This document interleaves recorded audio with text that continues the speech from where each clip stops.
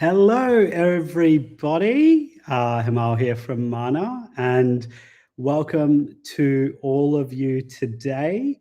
We're here to experience the greatness of a man who needs no introduction, but we are going to go through an introduction anyway. But just to kick us off, everyone would love to hear where you're from, and I can see that the chat's already started. We've got some people. Hi, Melissa from New Plymouth.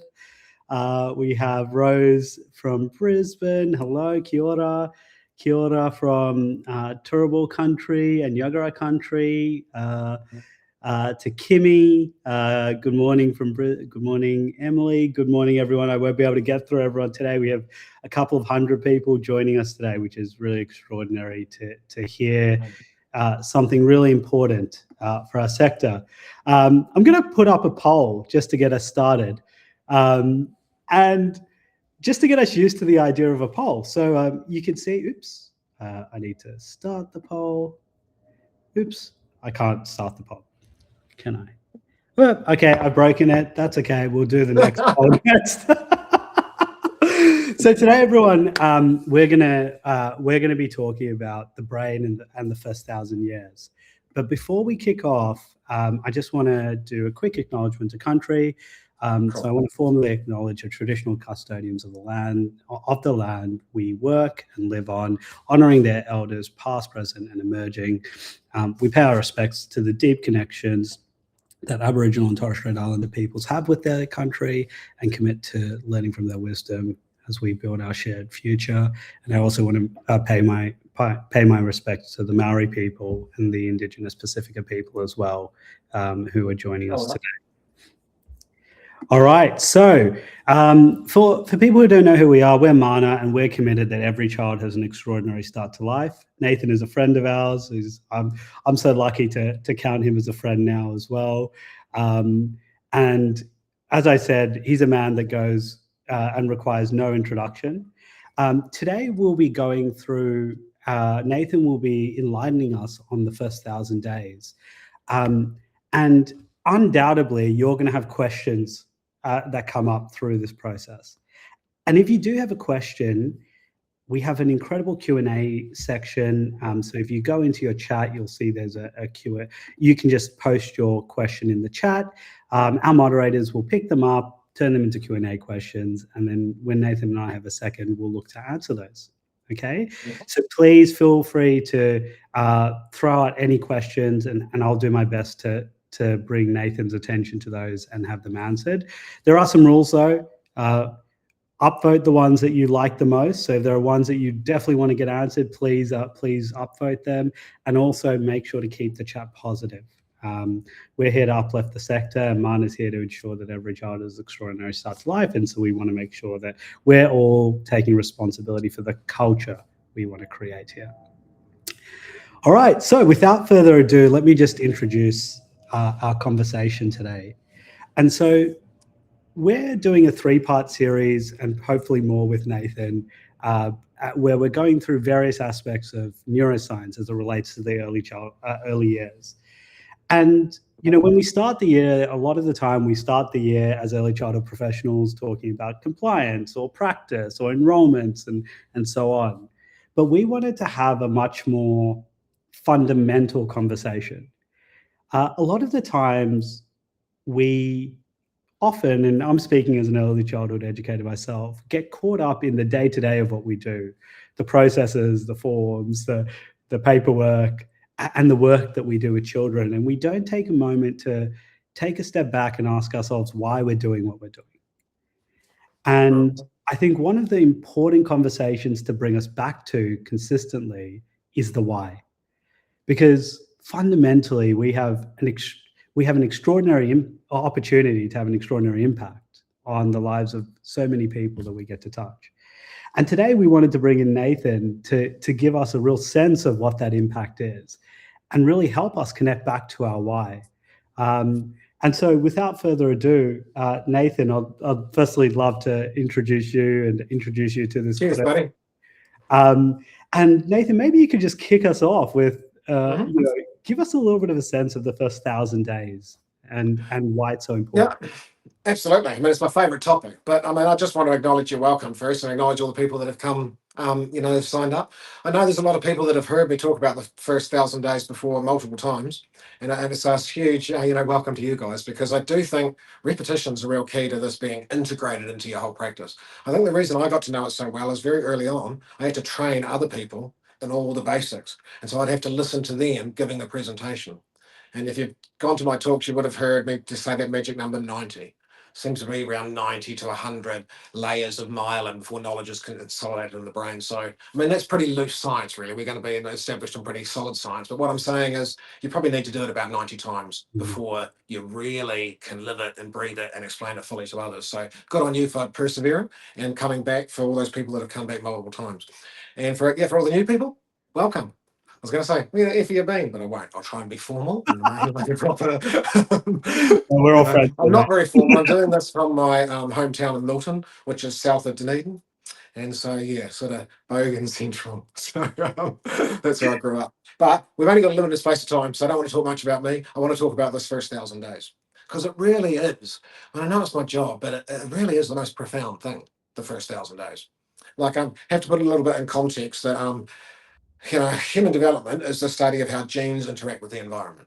And that took a huge leap forward in the 1990s, basically because of brain scans. You heard of PET scans and MRI scans and stuff. Brain scans are basically magic machines that see inside your head while you're still alive.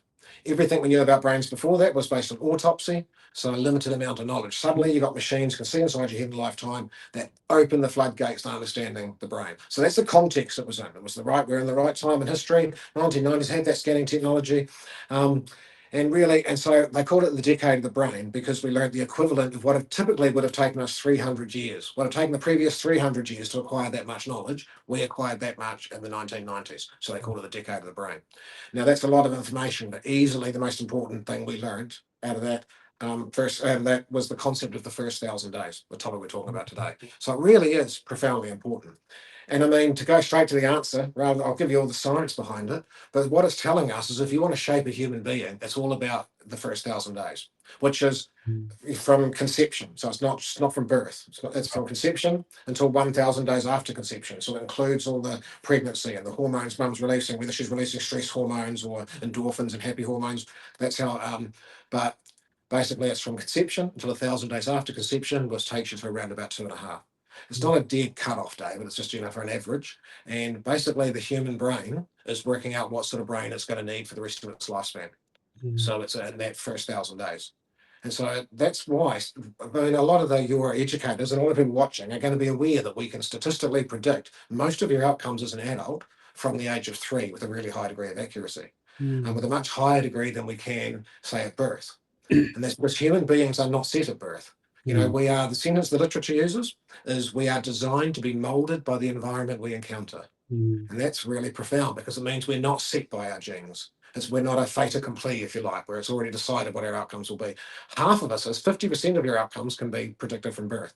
So genes are important, but they don't dictate. What was the term they use? Genes talk about probability, not about deterministic stuff. They don't tell you what you're going to be. They say what the probability is.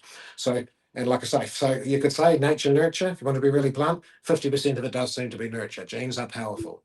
But the other 50%, we can't affect those genes, whereas the other 50% is the environment. The human being's designed to be molded by the environment it encounters. So it does that by having a brain that's incredibly pliable. That term neuroplasticity, the brain's ability to adapt. You have massive neuroplasticity in the first 1,000 days of your life. And you basically, so what it means for us as parents and stuff, to try and bring this down to practical, meaningful stuff, is if you're raising a kid and you want them to be brainy and do well and grow up to be rich and highly qualified, I always have to say to people, being rich and highly qualified is not the most important thing. It's just that they're measurable. Love is the most important thing. And so why am I not talking about that? Because there's not a lot of research on love. Love is not a measurable thing, and research is restricted to measurable things. You say you love your children, but with equal passion, you say you love wine and you love Fridays and you love chocolate. So that just makes it hard to research. So don't be put off by the qualifications and income. But yeah, if parents want to have their kid to grow up to be rich and highly qualified with no criminal convictions, the research would now say the time to achieve that is in the first 1,000 days, not So in the Nathan, second school. so Nathan, can we just take a moment to Yep, double absolutely. click on that point you were raising around the brain molds itself to the environment, right? Yeah. And like the way I think about this is I contrast it to a giraffe. So when a Right. giraffe Yep. is born, when a giraffe is born, they can Yeah. start walking straight away. They can start feeding straight away. They True. require very little kind of nurture from their mother to Yeah. do some of this basic stuff, right? Absolutely. Yep. Whereas kind of when we're born, we are highly dependent on We're our. very dependent. Yeah. Ask anyone who's got adult kids, they never stop being dependent. Yeah. Can you tell us a little bit about this difference in adaptivity and why that's so important? It's basically because we're so clever, because we're Mm, cleverer than giraffes. So, and you can't, yeah, so we're going to grow much more of a brain. We're going to mm, have, I mean, I'll talk about the structure of the brain, but essentially it's because we're going to grow much flasher brain and much more of a mm, brain. And a giraffe is quite basic, doesn't learn to read, write, anticipate the future, know where they are in the universe. They do have emotions, because they've got an emotional brain, so they love their children, they love to, they have family relationships, but they don't have all this wonderful stuff that gives us literacy, numeracy, language, the ability to ask, why am I here? The profound sort of stuff that we yeah. associate with being human. Um, and if human beings had all that, had that brain, and if it grew inside the womb, then your head would be the size of a 3-year-old when you were born. And I think people can probably see what the problem might be there. Got lots of females in the audience, so they will know that, yeah, that means that mum would die during childbirth. So the Mm, brain's born really underdeveloped and really small, so it can be born without killing the mum. Like if you look at the chart, we've got a chart, I can see it through later, but it's the brain's less than 400 grams when you're born. It's going to mm, be 1,400 grams when you're an adult. So rounding it off, about 1,000 grams of brain growth to go from birth to adulthood. But by the time you're 3, you're 1,200 grams. Now wow. that means that from birth to 3, your brain is nearly quadrupled in size, more than triple. Mm, And from 3 to adulthood grows bugger all. This is how mm, I always say this is why 3-year-olds have big heads. Anyone who's put a jersey on a 3-year-old knows their head is disproportionately larger than the rest of their body, because from the neck down, that takes 18 years to sort of fully grow. But from the neck up, most of that was there by the time you were 3. So it results in 3-year-olds with big heads. I say that respectfully. But you know what I mean? Just human development wise, the brain, it's small, so it can be born without killing mum, and that grows rapidly in the first 1,000 days. Now, you don't need brain scans to know that. So our ancestors have known that for hundreds of years, because you just right. need a tape measure. In fact, that's why all the health professionals measure the baby's brain.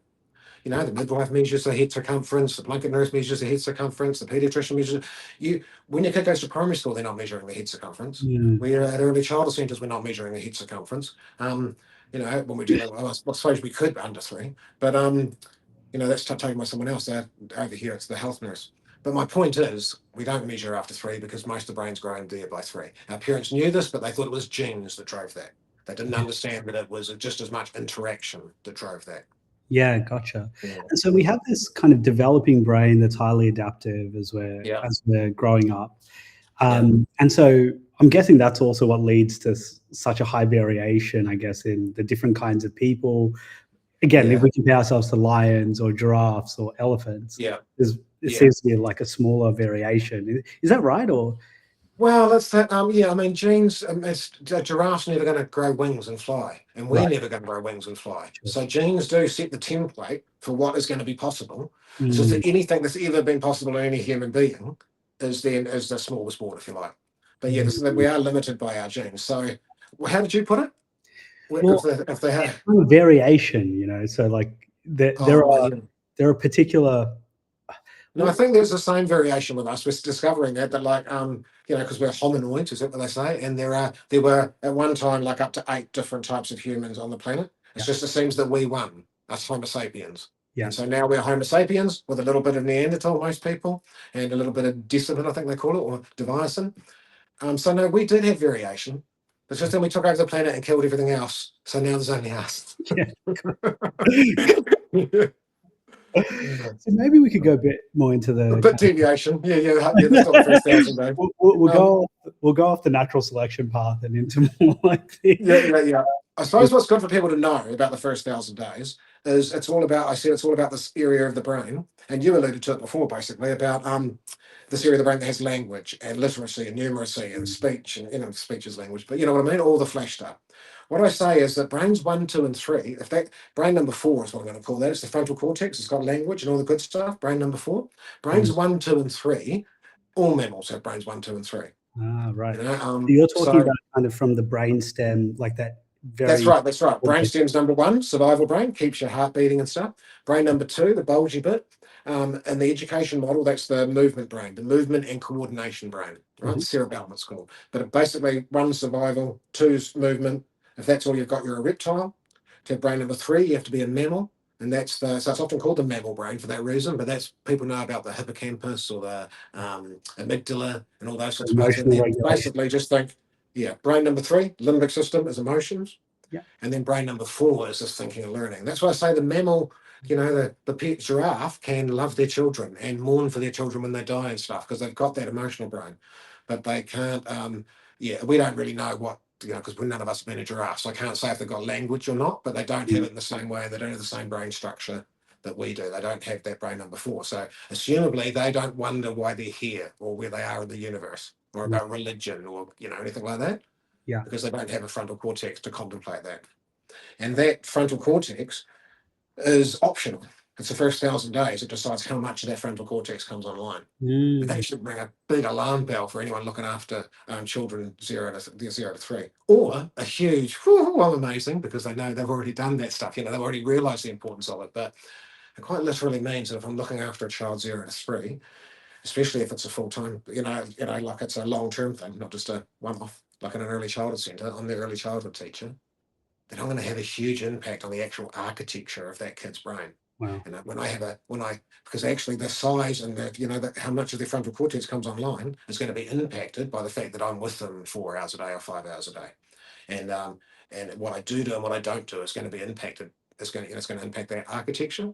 It's always interacting with the genes, so you're not 100% responsible. But it's basically relationship that drives that brain development. Because most, the people get confused by that because they think, oh, well, we're going to have flashcards. They teach the babies to read at one and do all this stuff. No, that's like building a house and thinking, oh, we'll start with the roof and then we'll just get Himal to hold it up while I put the walls underneath. No, that's ridiculous. You don't build a house like that. You don't build a brain like that. So it's about, in that first 3 years, language is what mainly drives the brain development. In fact, what we say academically, little sentence, is language is the major driver of cognition. So cognition is just a flash word for thinking. Yeah. Everything informs our thinking, but out of everything we can measure in the research, the number one thing that informs your cognitive structures that we can measure is language. In fact, one I like to tell people, because this gets dads in, because dads want a little soundbite, 7 is 1 minute bloody concentration span, tell me, and then I'm off. So I tell them, we can predict how much money your baby is going to be earning when they're 32 years old. We can predict that based on nothing else other than the number of words spoken to them per day by their main parent between the ages of 0 and 1. Wow. Like literally, the more you speak to the baby, not anybody speaking to the baby, because the baby's not designed to have a relationship with the whole community. Yes, not for a start. I mean, yes, it takes a village to raise a baby, but that's not typically in the first year, especially every culture, well, pretty much every culture, not every single one, but the vast majority have had a one-on-one, what we call a dyadic one-on-one relationship. So, it takes a village to raise a child, but no village hands the baby out the tent an hour after birth and says, there you go, everyone in the village, have a day each with the baby. That's not how it's been. It's always been that the village wraps supports around what is essentially a dyadic one-on-one relationship. So that's how we've evolved. That's what we expect. So when I say we count the number of words per day in the first year of life, it's from the primary caregiver. So if you're looking after the baby 6 hours and the mother's interacting and the dad's interacting for 4 hours, then you're the primary caregiver. But in reality, that just made research easier. We just measured the one person because we're like, but if mum's the primary caregiver at home, dropping them off at the centre, and then they're going home back to mum, you'll both be, both those will count. There'll just be a transition time when they transition from mum into the teacher. Teachers already know that. They see kids transition. But once you've made that transition and they're back with you, you go, oh, yeah, that's right, I remember you, you're familiar, I'm safe. Then your language starts to count. And the more language you use, the more of their frontal cortex they'll bring online. The way parents understand this, because I'm always trying to find ways to communicate it in fast, quick, because we're only here for an hour, ways that summarise the evidence, accurately, but are easy ways for people to understand or relate to. And so one that often works is telling people that statistically, it's your eldest child who's going to grow up to be the richest and the highest qualified. Not every single time. Like I'm using population data, which means most of the time. If you have a population of 100, you measure all their income and qualifications and all their brothers and sisters' incomes and qualifications, you'll find a disproportionately large number of the time, the first child is the highest qualified and earns the most money. Why is that? Well, it's not because of genes, because it's pretty random who you give your genes to. You could have given the best genes to number 5, you know? Well, the number 5s are cheering right now, going, yeah, we did. No, it doesn't have to be number 5. But, you know, what I'm saying is it's random who you give your genes to. But the advantage is that typically we speak 20,000 words a day to our firstborn child in the first year of life. Right. And we typically speak closer to 15,000 words a day to all the other kids. Not because we love them less, obviously, because that was the only time you only had one kid. So you could get up to 20,000 words. Now you've got a 2-year-old, typically, that's the average age gap 2, but whatever the age gap is, you've got another child to take your attention while you've got a baby. So that baby only gets up to 15. It doesn't keep dropping the more babies you have. What we see in the research, the pattern is it remains pretty consistent for children 4 and 5. Right. I think it's after 5 that you start to get a difference. But basically, we maintain it for children 2, 3, and 4. They maintain 15. We don't get less, but we never get back to that 20,000. Okay. So even let's say they were born with the same genes, but they're not. No, you know, only identical twins are born with the same genes. But even if the kids had pretty much similar academic inheritance, the first child is gathering 20,000 units of data a day to say how intelligent I need to be. The other kids are all gathering 15,000 units a day. That will have more impact on what high school they go to or what they get in their science exams and stuff. We can predict your outcomes from secondary school with a high degree of accuracy at the age of 3, because that's when you've actually built the architecture of the brain, and that's what's going to determine. High school is really about who your social group is. Anyone who's had an adolescent will know that's not the time when you learn to focus your attention and mitigate risk and buckle down. Actually, most people in this audience will be Generation X, so they were that's just roughly born between 1960 and 1981. Which is probably a lot of us. I don't know. I'm old, so I'm assuming a lot of the people here are Are you old. So, projecting me? yeah, I'm projecting, right? Yeah, they were the worst generation ever on every measure. So, yeah, they were seeing their teenagers. Sorry, I got slightly off track again. But you understand what I'm saying? Is that it's people in our society think that it's what high school you go to, whereas that's determines your social group. What we see in the research is if you hang out with bogans at high school, you could be the school principal now, but you probably still hang out with bogans on the weekend because your social group is largely defined, not the same people, but the type of people you hang out with. Right. So, yeah, Gotcha. I always say to people, so if you sent your kids to a private school to make them brainier, well, no, you wasted your money. That didn't make them any brainier. That was the first 1,000 days. If you wanted to make them brainier, you should have paid their mother to stay at home in first year of life. That's the number one way to make, just because you've got, so much more exposure to language. Yeah. And we're talking to early childhood teachers, and most children don't have the luxury of staying at home the first year of life. So it's to understand that research comes from a time when there was much more, and so they focused on the diet. But now we see like that transition I talked about before, that's really including us as early childhood teachers. And Can we double click on the language piece? Because I know you and I talked about this a while ago.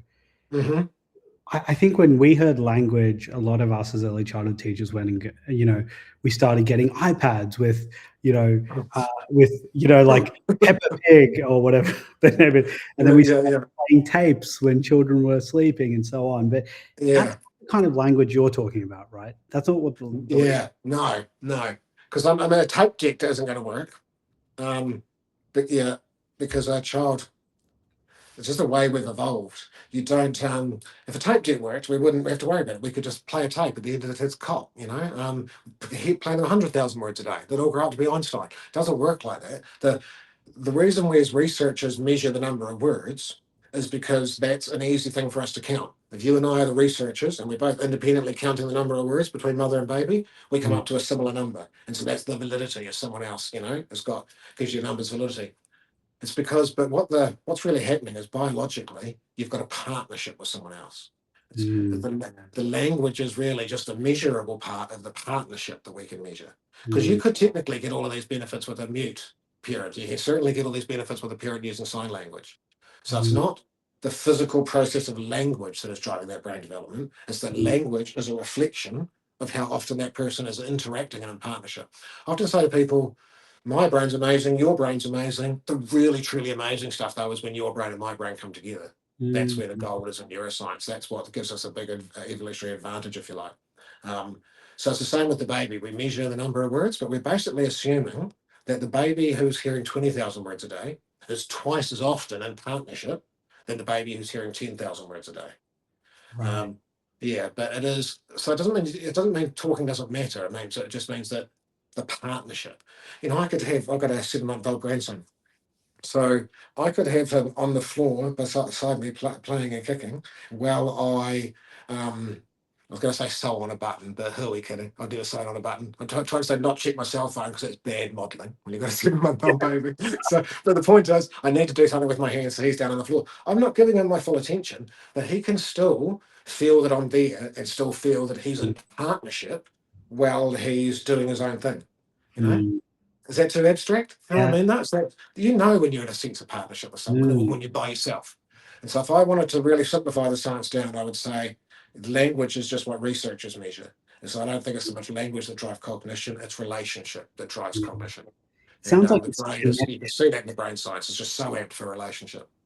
It sounds like it's a lot to do with how we're connected as two human beings in that dyad, or like Yeah. how we're relating to one another in that dyad. Like what that Yeah. as you said, language is a proxy for how we measure this, but it's not Yes. necessarily the thing that we're measuring. The thing that we're measuring seems to be, Yeah. this kind of intangible connectedness that we have. Yeah. Yeah. I mean, what we used to call it in the research, and we still call it attachment, but Yeah. what was it was wasn't attachment. Attachment was from the baby to the caregiver. What was it the other way away? Bonding, was it? There was a technical difference anyhow, when you study, but I think it's essentially attachment we're talking about. Mm. It's people that's more familiar with attachment around Bowlby. He first introduced those attachment styles, Yeah. and that everyone's got those 4 different types of attachment.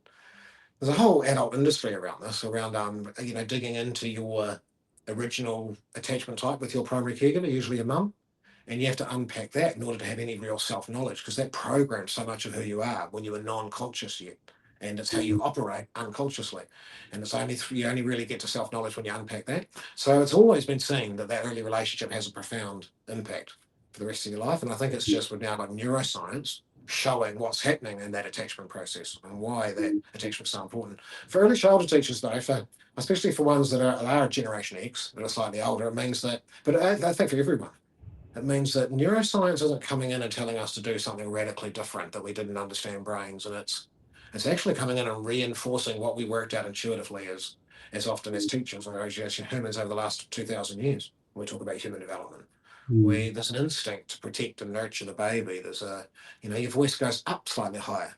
You didn't necessarily know that the ear is not formed properly, the inner ear, and babies can't hear deep tones. So if you said hello, the baby wouldn't hear anything, but just instinctively they've learned to go hello, and Mm. all these things. I think neuroscience just tells us that it's what we've known instinctively is that you need to love those babies, protect them, and it's that attachment in the sense of reciprocity, because you can Mm. be attached like to a puppy. So just oh, they're lovely babies, aren't they gorgeous? It's not the same thing because it's not reciprocity.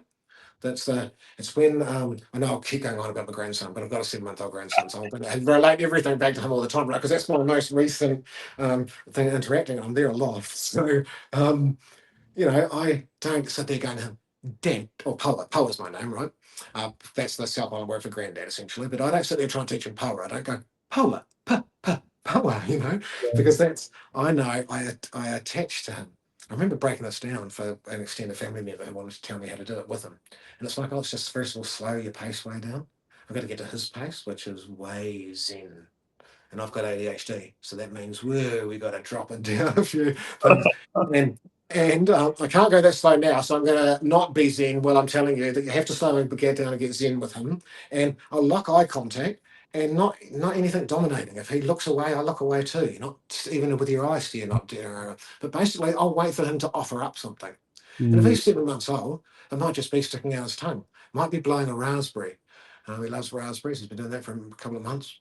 He might he clasps his hand. Whatever the thing is, I will then imitate that because then it's the fastest way of showing him. Oh, you just did the same thing as me. 90% of your language is going to come through imitation. So when Mm. he works out I'm imitating him, he's more likely to imitate me, and so it actually speeds everything up, even learning wise. But what I'm trying to show is that that's a connection. It's not me at the baby.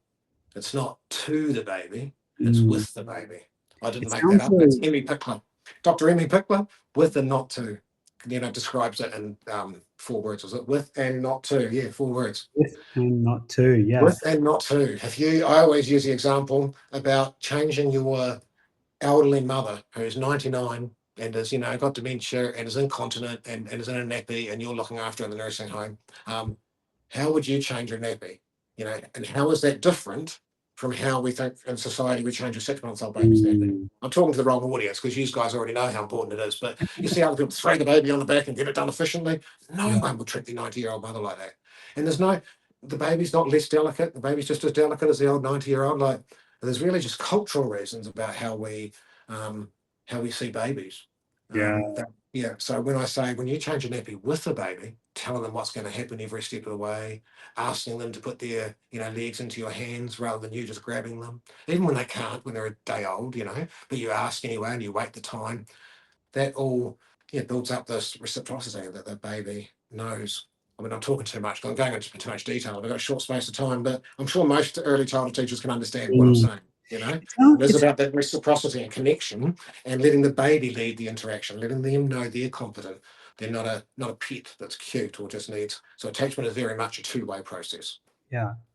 I was just going to say, it sounds like a little bit like, you know, it's a bit of a mindset shift to have like mutual relationships versus this, you know, we've kind of enshrined in language this idea of an adult and a child, and like inherently there are power dynamics that come with that. Yes.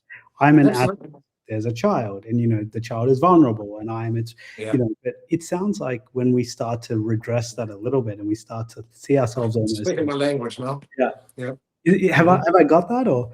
Yeah, absolutely. And it's a big mind shift because we do see, we treat children like human becomings instead of human beings. They'll become worthy of human rights when they're 18 and be allowed to vote and stuff. That you're developing until that stage, you know, and that you're underdeveloped, and that adulthood is when you're ripe, and that you were not ripe before that. But it's interesting we did that. You know, it's all the same reasons we give for not letting children have a full voice or vote, say, because that's a full voice to vote. All the same reasons we give why children can't vote are the same reasons we give why black people shouldn't vote and why women shouldn't vote. They're exactly the same reasons. So it makes you go, maybe it's just a cultural mindset.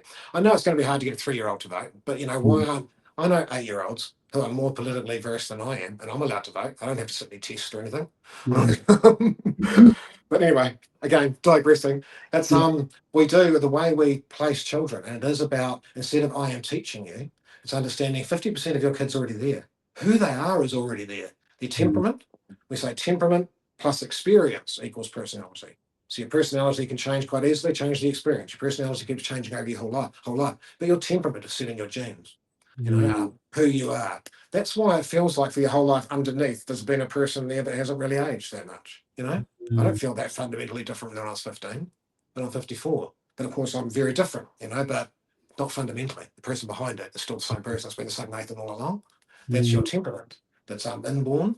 And if people don't like your temperament, you can't change it. You'll just have low quality conflictual relationships. But you can change your personality and how you express that temperament quite easily. And what that means is that there is already someone there.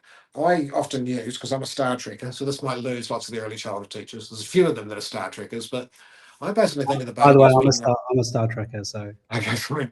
I think of the baby as being a fully formed soul or human being that is now put into a brand new spaceship from an entirely different alien civilization that they don't know how to fly, and they've just got to work it out, and that's their body. So they don't know how to talk or even how to empty the waste disposal system. So they need their nappy changed or even how to get food. You know, they're relying on someone outside that they can't communicate with in their language. And it takes that person about 2 years to work out how to fly this bloody spaceship to a point of, and you're still not very refined at 2, but you can now go drink, food, you know. So you can toilet, you can start to have some input. But I think it just takes us, you know, a good sort of 7 years to really learn how to fly the spaceship. Spaceship we've been given. Nathan, I want to take a question now from Marge. So Marge has asked, how much do you think personal relationships have been impacted by technology? And I think the nexus to what we've been discussing is, you know, we know that connectedness, that interaction that we have, not interaction, because that makes it more like it's a unit of measure, like, but that connection, the connection we have with children is fundamental and absolutely, like you've described. Obviously, technology is playing a role in changing that, and I'm keen to get your input into that. Yeah, I mean, you know how blunt I am, right? And I'll just say it because I'm Hey. not. Yeah, so it's just overwhelmingly how bad it is for the Mm, human race, the technology. You know, society's catching up. They're working that out. They're mainly concerned about what it's doing to teenagers because it's clear since they had smartphones, the rates of anxiety, depression, suicide have skyrocketed. There's not mm, really. That's why you've seen how countries make it illegal, and and Australia sort of led the way in that. And you've got that online commissioner. You know, Australia really is leading the way. So I'm not an evangelist saying technology is bad. I've just said I'm a Star Trekker. I love technology, but I want to, yeah, the implications for children is it dampens their creativity, it gives them a right, wrong answer, it stops them moving anywhere near as much. But they're mm, not focused enough yet on the damage it's doing in early childhood. Having mm, children so sedentary and stuff, they're focused on adolescents because they're always slow to the party. And because we, as early childhood teachers, are the poor cousins that they always think is less important because it's more important the older they get. So, teenagers, it's really bad. They don't get that those teenagers are a reflection, even though I've trained most of them. My point is hard to undo culture. And culture mm, says adolescence. So, it's going to take the rest of society a while to realize just how damaging it is. But I mean, I the more the evidence comes out, because I try to remain positive, because parents don't want to hear it, because they give the kid the cell phone, give them the screen, and they finally shut up. I absolutely see that. I know the feeling of they've been at your face and in your face all day, and the temptation to, because I live with my grandchildren half the time, and the temptation, if you give them a screen, they're quiet, they stop us, mm, stop fighting and stuff. So I get that, but that's got to be measured out, and you can't just automatically send them out to play in the neighbourhood like you could in the 70s. There's that's a true. lot of pressure on parents, so I don't want to be the person saying feel even more guilty about being a parent because you gave in and gave your kid a pad or a screen, because we all did. So with empathy, I want to say, but the evidence is just mounted up too much now for me to be able to even, you know, say, oh, a little bit's not too bad and stuff. It really is like, oh, we need to keep screens away from babies. They're interfering on multiple levels, just on their vision level in the first 2 years. Mm, Children, anytime the World Health Organization says the appropriate number of minutes a child can look at a screen under the age of 2 without doing any damage to their brain is 0. Children under 2 should not be looking at screens at all because the this is flashing like light TV, arouses their brainstem. this is TVs, iPads, Yeah, quiet any radios. screen is Yeah. I mean, I don't want to bore people with details, but a screen is a flashing light. You're not seeing me now. You're seeing thousands of pixels of light that are turned into, I don't know exactly how TVs work, but they can change all those pixels, and your frontal cortex takes all those pixels of light and constructing them into a picture of Nathan. But Mm, yeah, that's because you've got brains got lots of practice at doing that. The child under 1 could be seeing the Cookie Monster right now if the screen's in front of him. He's seeing me because he's only got his own, or he just sees his mum more likely, because he's only got a limited, range of experiences to draw on. So it just works very differently. They're supposed to be looking at a 3D world, and the screen's a 2D thing, so it screws up their vision. It doesn't screw up their vision after 2. But yeah, it's screwing up their social skills. I hate the term readiness for school, but it is screwing up their readiness for school. mm, They're sort of getting to a 3-year-old level because they're spending a lot of kids 8 hours on an iPad a day, and mm, iPad releases so much dopamine. It's mm, the same problem that drug addicts have. It's not exaggerating. It's because, once you've been a heroin junkie, it's very hard to stop after that because you're never going to experience that intense joy again. I've never been a heroin junkie, don't worry anybody. I'm just getting you to understand the human reward system. So it's then very hard to give up because the stuff that we find enjoyable is not going to release anywhere near the same amount as mm, heroin will. So once you've had that drug, it's very hard to go back to a normal life and just be happy with, because you don't. And it's kind of the same with kids. When you give them an iPad, it releases so much dopamine into their system in one go as soon as they push a button, mm, that why are they going to build a sandcastle or climb a tree or something mm, when that's going to take way longer to get the same amount of dopamine? So it's often that once you give kids an iPad, that's the main 100% thing they want most of the time. And if we don't remain vigilant about putting boundaries around that, yeah, they're just getting it too much. Anyway, I'll get out of preach, because I No, just want to really talk about brain development, but the yeah, research is clear. I'd love to. Yeah, can you give us can you help us project the long term impact of this? So we have these so essentially we're on the screen, we're watching K-pop Demon Hunters to Yeah, pacify our children, whatever it is that they're watching. They're yeah, getting yeah, their brains getting flooded with this dopamine at probably yeah, levels they normally wouldn't get exposed to. How yeah. does that actually impact the brain? We've Uh, already seen the impacts because it's been long enough now to see that we've got elevated rates of anxiety, depression, and suicide in teenagers. It mm, brings about mental health issues. I suppose the stuff that I go straight to, because I don't want to be bad news, bad news, bad news. Mm. What does the research say? Because they are in a world with screens. So not everybody gets anxiety and depression. So what's the difference? And I think that's what's key. What are the resiliency factors that people are experiencing that stop them having those negative outcomes? And some of it's really basic. We've known for a long time that one of the biggest in the 80s or the 90s, we would have said the biggest worry about screens is the lack of physical movement and the interruption to your sleep cycle. So if the kid is not allowed to be on the screen for more than 30 minutes, and they have to get up and run around the house, then technically playing the game all day is not going to interfere with their movement because they're moving every 30 minutes. Or your kid has to walk 5 blocks to school every day and back. He's already getting plenty of movement. So the fact that he's on the screen the rest of the time. And if you say have it no screens after 8 o'clock, and you've actually scanned their room to make sure they don't have a secret hidden cell phone under the covers, but and you've turned, shut the curtains and turned off all the standby lights and made it dark and stuff, then they're going to get good sleep. So you could play games all day as long as you're moving and get good sleep. That's how it was for me. And my son really loved gaming, but he's a mad rugby player, and he's he's very, very social, and so I knew that he was getting the interaction and he was getting the physical movement because he was going to the gym and stuff. Yeah, and Insofar as all the stuff around content. I mean, this is probably relevant, I suppose, to early childhood teachers as well. But again, a lot of it comes from the teenage audience. It's that so that's about the screens and stuff. But the content, ironically, to make your kids resilient, they just have to have a conversation with you about it. It's called meta intelligence. Meta is that word that just means thinking about. So language is language. Meta language is thinking about where do the vowels go and where do the verbs go. It's thinking about language. So meta means thinking about. If children are just experiencing the internet and they don't have any meta knowledge about it, like the clearest example is not going to be relevant, or hopefully not going to be relevant for under 7-year-olds because it's pornography. But I suppose some under 7-year-olds are exposed to that. But if the parents had a talk saying, that's not real, that's got directors, and it's written by a man for men, and women don't really think like that. That's not what real intimacy is. As long as you say that, doesn't matter. They go, oh, shut up, you're so embarrassing. Just the fact that you had the conversation immediately moves those kids outside the risk group. It's the parents that won't speak to and develop that meta intelligence about pornography at all. They just say, oh no, my little boy wouldn't be doing that. And most kids actually believe that stuff about women. So to be resilient is often not that difficult. It's about us having a consciousness about how we're using it. So relating that all back to, didn't think we'd go there, did you, on our early childhood development talk on pornography, but aiming that back to, how that all, because all of that research is relevant it's about human beings. But what that tells me about early childhood is that if we do interface with technology, that we also highly value play and creativity, and we acknowledge the dangers of having iPads and stuff, and that and then the value of movement and how they're so interconnected to your intelligence. Movement intelligence are like so intricately connected. So anything that inhibits movement inhibits intelligence. Right, gotcha.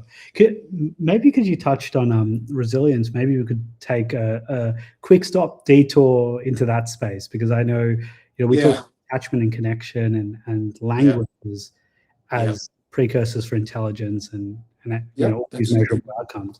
You could talk forever about what is intelligence, because it's got so many different definitions of what we're talking about. Yeah, but I mean, resilience is much easier to define. Because what's the point of the child being really intelligent if they've got really chronically low self-esteem and no sense of agency, and they're resilience is basically about ability to bounce back and to manage your emotional mental life. It's not that some people are resilient and some people aren't. Some people are more resilient than others. Everyone's resilient. Anyone's alive is resilient, or else you wouldn't be alive, and lots of resiliency things can be taught. But essentially what I teach people to give, because people want an overview of the whole human development thing, I say there's a risk and resiliency spectrum. So I'm going to line up in the middle of the screen and go, this is the risk spectrum. And that's all the bad things that happen to you. That if you end up down this end of the risk spectrum, then you go to jail, you've got no qualifications, there's domestic violence, all the negative outcomes are associated with being down this end of the risk spectrum. And you know what the risks are. They're things like having a parent who's been to prison, having a parent who's been in foster care, if the child's in foster care, being isolated from extended family like grandparents and uncles and aunties, not speaking your original language, so immigrant refugee children that come over that don't speak don't maintain speaking whenever they spoke in Sudan or whatever. That's a risk factor. Domestic violence is a risk factor. You know all the risk factors, right? Well, not all of them, but none of us know all of them. But you get the idea. If you have enough of these risk factors, then you end up down this horrible end of the spectrum. but it's very rare. You have to be a major risk factor for one risk factor to throw you down that end of the spectrum. It can happen, but it's got to be pretty major. It's usually an accumulation of risk factors. Right. Right? But resilience is the opposite to that. What is the literature? For a long time, the literature just studied risk and studied people that went to prison and stuff. It took them ages to work out, well, if 4 of the kids went to prison, but one grew up to be the education minister, what was different with that kid? And Mm. that's what led to a study of resilience. And so now it's a worldwide study been happening for hundreds of years. I can pick the top 4 resiliency factors out of the human development research. What are the 4 things? Number 1 is way out by itself, easily evidence-based and stuff. People can argue the other ones because it's an understanding of the overall, but these are if you understand human development, these are the ones that have the most evidence. Mm. So number 1 resiliency factor, I've already talked about it. And, obviously if you're resilient, you're down this end, you've got no domestic violence and all that stuff, all the good stuff, qualified, good money. The number 1 resiliency factor is having a parent stay at home in the first year of life. And we've already discussed all the reasons for that, because you're exposed to more language. If you're at home with a neglectful parent who's drunk and not paying any attention to you, then no, having a parent at home isn't going to be a resiliency factor. We're assuming that if you're at home, you're with a good enough parent who's going to give you, and they're going to speak more than a teacher who's looking after 5 kids can. So that's the number 1 resiliency factor. Number 2 is being bilingual. So that's a newer one, because it's only since brain scans we've seen the huge structural changes that take place when a child is bilingual. And I said, academically we say language is the major driver of cognition. So when your brain is exposed to another language, like a lot of the linguists will say that you can't really have 2 languages. As soon as you're exposed to a second language, you develop a third language. You develop meta language, which is that understanding between the 2. So I've only got 2 languages, but yeah, I notice the differences between Te Reo Māori and English.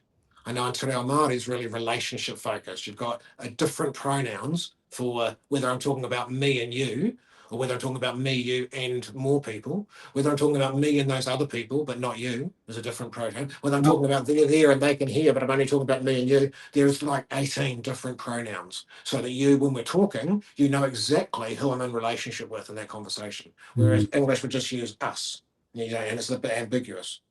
Whereas like English is more specific in using gender.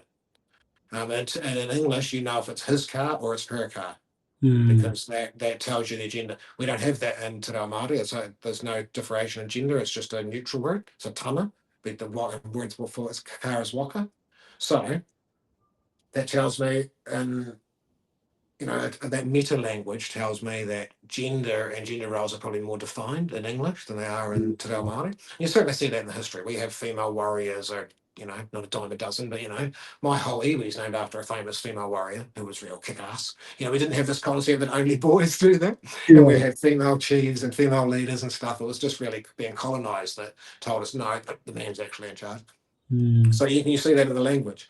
And like I say, you can see the relationship focus because of the effect on pronunciation. So in my brain, when I'm doing that meta language is what's causing the brain to change structure and to become more intelligent. It actually builds the structures that we know are associated with intelligence and resilience. So there's very few things you can say in a really solid academic research-based way, this makes you more intelligent, but these 4 are the things that you can. And we can say that the bilingual child is more intelligent than the child who remains monolingual. In population data, it doesn't mean every bilingual child's brain, and there's a whole lot of other things that come in, but to the brain, the actual biology of the brain, the way I express it is that so overwhelming are the benefits to the brain of being bilingual that from a neuroscience point of view, it almost looks like it's bordering on neglect to raise a child with only 1 language. Because you're simply not making them as intelligent as they could have been, and you're not making them as resilient as they could have been. It's just huge. And notice both of those resiliency factors, having a parent at home in the first year, because they talk to you more, being bilingual, that's another language one. So the first 2 biggest interactions that actually improve human beings' outcomes are language-based, which is relationship. I always say, if this was a real estate seminar, the 3 most important things you need to understand are location, location, location. A brain development seminar, the 3 most important things you need to understand are relationship, relationship, relationship. It really is. It's not just a warm, fluffy thing to say. It's a very hardcore scientific cognitive neuroscience thing to say. Number 3 is playing a musical instrument. Oh, nice. So in lots of ways, that's language as well. Because basically the brain sees music as another type of language. And so you get many of the benefits you would have got. Say you're not bilingual, but you play a musical instrument. You would have got many of the benefits you would have got being bilingual. Not as many. That's why bilingual is number 2. But you would have got a lot of them just through learning to play the musical instrument. Because that is another language to the brain. So the brain knows I can communicate through music, or I can communicate through language, and And that calls that ECE. does music include like sport, dance, or is it specifically kind of music because of the ordering and the structure of it? Yeah, yes. So I think it's about the detail, because it's much harder to learn to play a saxophone than it is to learn to line dance. And that's not putting down line dancers. Yeah. I can line dance, I cannot play a saxophone, so, but it's just is. It's much more, that's why it takes years and years of practice to learn a musical instrument. It's just Yeah. hard. So banging on pots is great precursor to that, but it's not what the research is showing as learning a musical instrument. Right. It's actually that structure and that detail and the. Yeah. You can do that with your voice, but Mm, that's only those people that go to continually to singing coaches and train their voice, and their voice is their instrument. Then yeah, it would work for them, because that's very detailed as well, like language. But your language is just very, it's much more detailed than, I mean, music's normally got singing with it, but when you just look at music, as amazing as music is and all the stuff it does to the brain, it doesn't seem to register quite as much as language. Language is that real thing that drives it, even more than music. And Nathan, the fourth one is. The fourth one is having the same teacher for more than 1 year. Oh. So unfortunately, I mean, a lot of this research comes from secondary school and primary school, but also early childhood. But we have a culture that thinks, oh, this is your 9-year-old teacher, and this is your 10-year-old teacher, and this is your 11-year-old teacher. Like, they don't want you to stay with one teacher for too long, because what if that teacher sucks at maths, but is really good at singing, and you'll just have a whole class of kids that can sing but can't do maths. So they're assuming that the content knowledge of the teacher is the most important thing. So change the kids every year. It also helps if you've got a really sucky teacher. No one wants Mr. Smith for a year. So this way all the kids only have to endure him for a year. But there's no research base why they change the teacher every year. What the research shows, and what intuitively you know as a teacher, if you've had that kid for a year, you've gotten through their barriers, their hostility, if they come from trauma and stuff, you've established that relationship, you've established a relationship with the parents. When they come back into class the next year, there's only going to be a 1 or 2 week settling in period before we're back off for a year. Whereas it took you 10 months to get to that place with that kid if it comes from foster care and it's traumatized and it's got behaviour issues. So it just makes no sense to go back to this. It's like every year we go, do not pass go, do not play $200, all the Monopoly players, you don't, we just start again every year. And yet the research shows for every additional year you spend with the same teacher, you get another step up the resiliency pathway.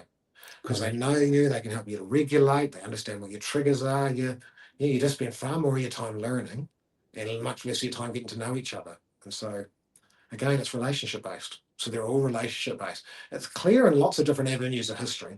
There was a horrible king in the 16th century or 15th century, King Frederick, that wanted to know where language truly what God's real language was it Latin or Greek? I knew that one of them was God's true language. So they thought, if I get all these babies, confiscate them and make them never ever hear language, then whatever language, whatever word they first come out with, Latin or Greek, will know what God's true language is. Now that seems bizarre to us today in this century, but that was how thinking was in the 15th century, right? And so these women had to give birth in silence. Their families were held prisoner. They couldn't make a sound. The babies were confiscated straight away off their mothers because they didn't believe they wouldn't talk to them. Given to wet nurses to breastfeed them, but their families were also, held hostage and stuff. So they went to great lengths, built a tower and things so that no one could walk past the window and accidentally trigger in Latin or thing. So up in a tower. And I think they started out with 16 babies or something. But anyway, only all but 2 babies were dead before they were 6 months old, even though all of their needs had been met. Because human beings actually shut down if they're not interacted with. That's the other extreme end of the example. Your human brain is designed to have a relationship. And the 2 children that lived slightly longer were the 2 children by the window, and they speculated that was the sheep in the paddock. Gave some semblance of the sheep barring and the kid making a noise, gave them some sense of interaction that allowed those brains to survive a little bit longer. Now, this were kids because we're being breastfed. They were, warm, they were safe. But that's just how important interaction is. So neuroscience just tells us about the importance of relationships. All right, Nathan. Well, we're running out of time. We only have 5 minutes left. So let's take some questions. Well, before we do that, actually, I'm just going to tell everyone about our next webinar coming up. And there'll be a button popping up in a second. So if you want to register for that next webinar, Nathan, do you want to give, in 10 seconds, kind of an intro to From Science to Practice, leadership lessons from the developing brain?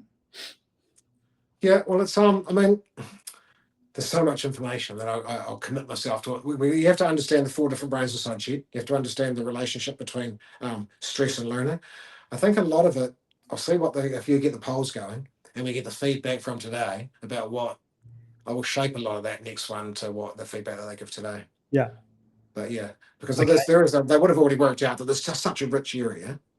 And as a lot of these teachers know some of the stuff already and not the other stuff. So I come along with a lot, but I really want it to be guided by what they find is the most useful, that's the most going to impact and be helpful for them. Well, we'll start putting a couple of polls up as well, so Yeah. we'll get some responses, Nathan. But in the meantime, what we might do is I'll just pull that down and we'll go into Q&A. So if you do have any questions, we are running short on time, but if you do have any questions, please feel free to throw them into the chat. But we're going to start off with a question from Kayla. So Kayla says, a little bit off topic, but when we talk about relationships and attachment being crucial to the brain development, do you have any tips for how to achieve optimal outcomes during transitions to new care environments at the beginning of the year? And what a topical question for this time of the year in ECE. Yeah, so is she talking about for the teacher or for the students? Was she talking Yeah, about transitioning into changing systems and stuff? yeah, Did I understand it right? transitioning into ECE, coming into ECE, maybe they're changing rooms, maybe they're Okay. starting for the first time. Yeah. Right. Yeah. Okay. Yeah, that's a big topic. I mean, it's a much huger topic when we're talking about the kid coming to the ECE centre for the first time. That Mm. almost, sort of deserves its own, because that's a very special transition, and that's very different from, the kid's been here for 2 years and he's coming back after Christmas time and reintegrating back into the centre. So I think, yeah, what I would say, based on the knowledge that I have, is that you see early childhood teachers wanting to push the parents out the door and say, he'll be fine. And the kid often takes longer to settle when the parent stays. But neurologically, when the parent stays and it takes longer, it's laying down those foundations much more effectively than when he's just told, oh, he'll be fine. And yeah, it does look like he forgets it and runs off and plays with the other kids and stops crying when mum leaves. I know that happens. But there is actually value in the process of her staying for 10, 15 minutes and him getting a bit upset and her talking it down through it, because that's how you learn to regulate. You have to learn how to deal with difficult things. And separating from mum is one of the most difficult things. So I just encourage people, don't think of it as an interruption to your curriculum. Think of it as your curriculum. Mm. This is the child learning how to regulate, and it's so hard to get parents to participate. Well, they usually in anything else, have a cake sale or something. They're all too busy. This they will participate in. So it's an opportunity for you to work with the parent, for the parent to see your practice and to grow trust in you, for you to educate that parent about what's happening, brain development wise. Mm. So I would just, if they're coming in, some kids are going to take longer to transition, let them make that part of the curriculum. I know it's a challenge because you're faced with numbers and ratios and things, but that's the art of it, isn't it? Working out how to do that. I think about the power of ritual, that coming Mm. into a familiar ritual. We always had there was the at the door connecting with them each as they come in. I mean, some stuff I think is just so basic, like using their name, but actually not just saying, g'day, buddy, because I call every little boy buddy and every little girl Scout. G'day, Scout. G'day, buddy. No, use their name, because when they first go into the centre, g'day, Michelle. G'day, Adrian. Um, and then have a ritual. Ours was, singing. The kids love singing, so there was circle time, and people could jump up. They didn't have turns because we thought it was a bit too much to regulate them to having turns, so they just sort of jumped up as they wanted to say something. Didn't regulate it too much. Some teachers sitting on the floor holding the kids that needed held for longer, but singing their favourite 3 songs all the time that they're really associated with transitioning in. It doesn't have to be that, but I'm just saying anything repetitive that reminds them, oh yeah, I remember this. This feels familiar. This is Mm. a safe place. And you can't overstate the obvious, but feed them.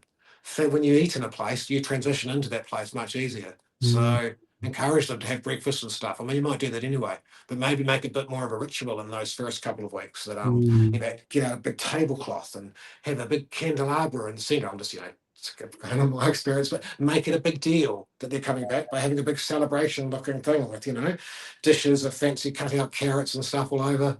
And because them sitting down, even if they only eat 1 carrot stick, the process of eating does all the stuff to the brain that tells you about a sense of belonging, a sense of well-being, a sense of celebration that you're back.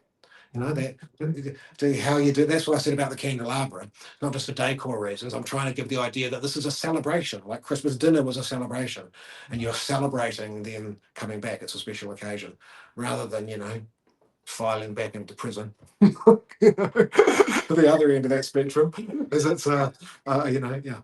So that's what I'm thinking. I'm thinking ritual, repetition, use the time of separating from parents with the difficult kids to teach them how to regulate. Mm. And Trying to then lead eat like the babies. and share a I'm meal. sure I'll think of 20 other things Yeah. after that. The routine and ritual really comes into my mind as being a wonderful thing, and being child led. Let them lead how they're transitioning in and support and scaffold that rather than telling them how to do it with don't be silly and you'll be fine and what can I do to help? It's probably a better thing than you'll be fine. I Yeah. know I'm conscious I'm preaching to the converted though, because so many early child teachers already know that. They're well past But, that. but it's a great linguistic shift of like, you'll be fine to what can I do to help, which is, Yeah. showing empathy, acknowledging their experience and also supporting them. Yeah. Or Yeah. just I can see this is really hard for you. Or well, Mm. buddy, this seems overwhelming. Just naming the emotion can be so powerful. You don't have to fix it. Yeah. Now, Nathan, I'm just going to tell everyone. Would you be able to hang around for maybe one more question? Absolutely. Yeah. Absolutely. So everyone, we are out of time now, and I know everyone has such a busy day. We'll have busy days. So if you do need to jump off, feel free to do so now. But I'm going to pull up a question from Riley here that has quite a few likes. So Riley says, I've been working with children aged 4 to 5, and I'm noticing a real increase in challenging behaviors and low resilience. From your perspective, what are some practical brain-based strategies we can use in the classroom to better support these children and help them cope? Okay. Can you just go back and say they're seeing an increased amount of what? I missed a couple of key points. Challenging behaviors and low resilience. Challenging behaviour. Yeah. Okay. So this general challenging behaviour over 4-year-olds. They're a bit more defiant and answering back and yeah. Throwing things and climbing fences and all the Right. rest. Yeah. Yeah, I mean, I don't think they're misbehaving. I think that is a natural just stage of physical development. An early childhood centre, when I was 4, my yard was the size of an early childhood centre, and I didn't have to share it with 60 other kids, and I didn't have to stay in that yard. You're home by the time the street lights were on. So I just think I appreciate the fact that we did not evolve for 4-year-olds to stay in a little place like that. So some of that climbing and getting out and stuff is just a developmental. They're able to think about that now. They feel secure in their relationship and they're able to challenge the boundaries. So I wouldn't try and come back standing over them. I would try and come back and say from a place of all behaviour is communication. So you climbing up the wall that you're not allowed to climb up, I wonder if that was trying to tell me something. I wonder if that's if we maybe you need us to take you out of the centre more often into bigger physical spaces.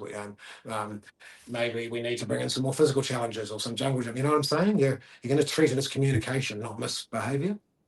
I think that's so powerful. If I can just repeat that. So if we treat behavior not as behavior, but as a form of communication, what can we as teachers and educators listen to, and what is that telling us about what that child is experiencing? What are they trying to communicate, right?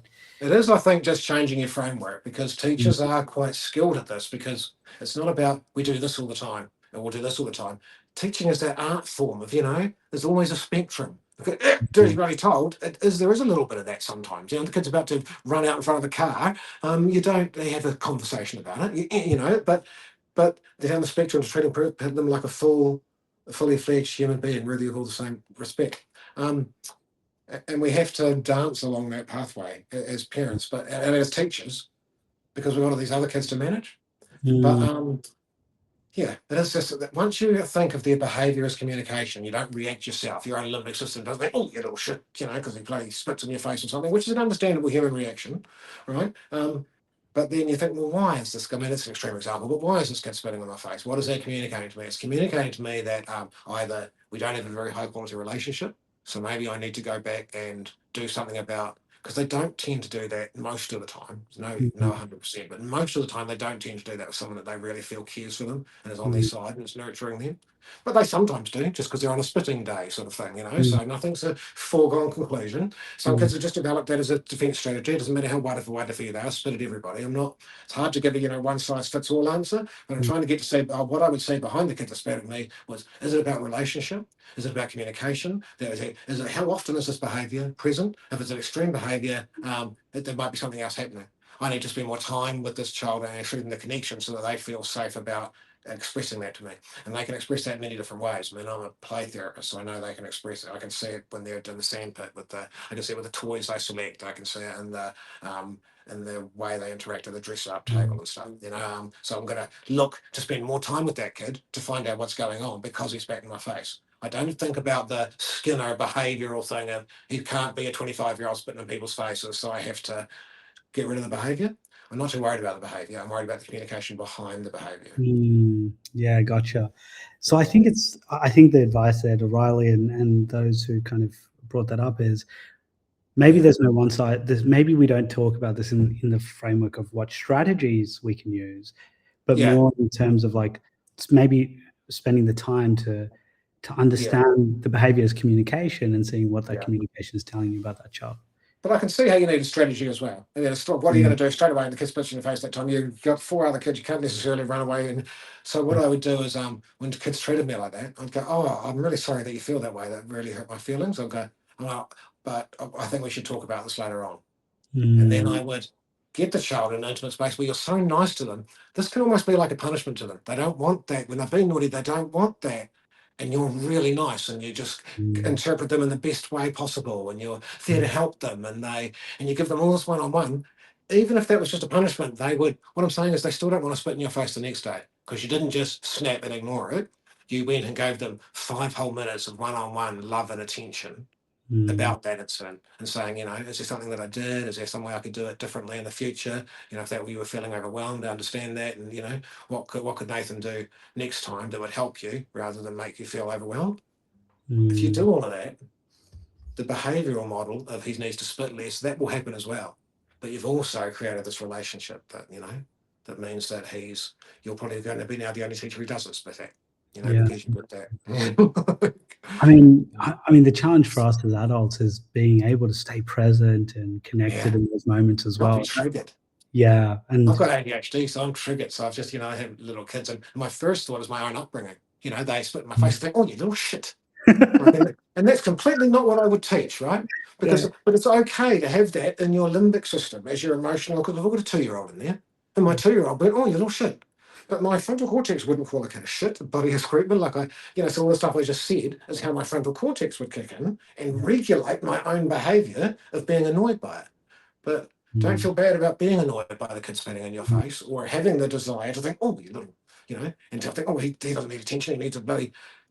That's your limbic emotional brain, and it's all the old programming and stuff. You have to engage that frontal cortex and go, no, I'm an early childhood teacher. I know better. I understand this. This is my bread and butter. This is the child communicating to me, and this is him learning how to regulate and how to express. And so I'm going to facilitate that, not a naughty kid. I think we create naughty kids when we start focusing on naughty. The behaviours that we want to see go, and reinforcing them almost by Okay. There's no perfect answers though, eh? I mean, I know you sometimes some of those centres out there are going to have that 4-year-old from hell who's just, been in 9 different foster homes and is just ready to stab you all. And, there's no solution that's ready for everyone. There's an extreme range. But I think if our general focus is more along behaviours, communication, and I care rather than, I'm going to deal with the naughty kid and he won't, and sort out that behaviour. Don't deal with the behaviour, deal with the child. I think, and what you said is so powerful about even starting to reduce the labeling of it. It's like, it's not a naughty behavior. It's not a naughty child. It's just it is a communication, and we just need to understand the communication, just like, and it's interesting. Anyway, so it's interesting to kind of start to reframe some of that as well as it's happening, and acknowledging how incredibly difficult that is, because like you said, your limbic system wants to react to it. And well, Nathan, we're out of time, Nathan, but as always, just on behalf of everyone who's attended today, I just want to say a big thank you for you sharing your wisdom and really inspiring us about what's possible in the first 1,000 days and the work that we do as we start 2026 together. And I look forward to seeing everyone here on the 16th of February for our second session together, where we look into the leadership lens behind all of this as well. So for joining. Nathan, a big thank you to you as well. Cheers, buddy. Thank you. Thanks, everyone.